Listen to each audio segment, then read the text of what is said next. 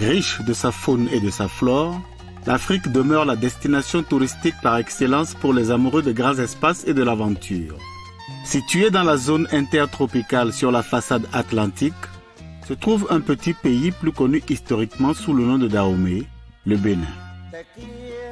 Du nord au sud, en passant par le centre, une variété de sites touristiques méritent le détour et font du Bénin l'un des pays d'Afrique les plus attractifs pour la beauté de ses paysages et son passé historique très riche.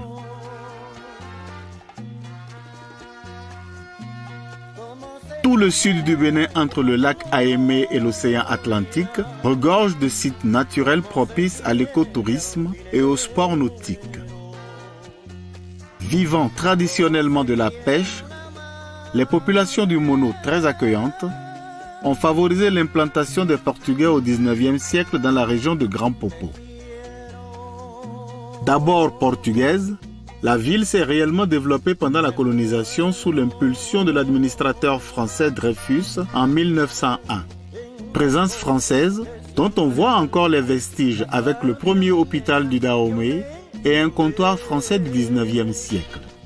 La Nonvicha, fraternité en dialecte local, réunit à Pâques les Hula et les Huela, natifs de Grand Popo, en une fête gigantesque qui voit l'affluence de milliers de touristes nationaux et internationaux. La Villa Karo, centre culturel finlandais, offre par contre un cadre agréable toute l'année avec une bibliothèque fournie. Son petit musée d'art contemporain local regorge de véritables trésors. Centre à vocation internationale, la Villa Karo accueille chaque année des artistes venus de tous les horizons, aussi bien dans le domaine de la musique que dans celui des arts plastiques.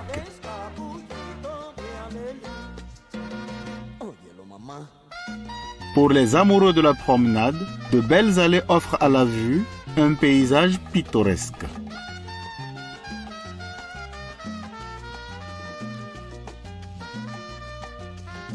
Ville balnéaire par excellence, Grand Popo abrite une multitude d'infrastructures hôtelières offrant le gîte et le couvert pour toutes les bourses, même les plus modestes, dans un décor tropical unique et sécurisé.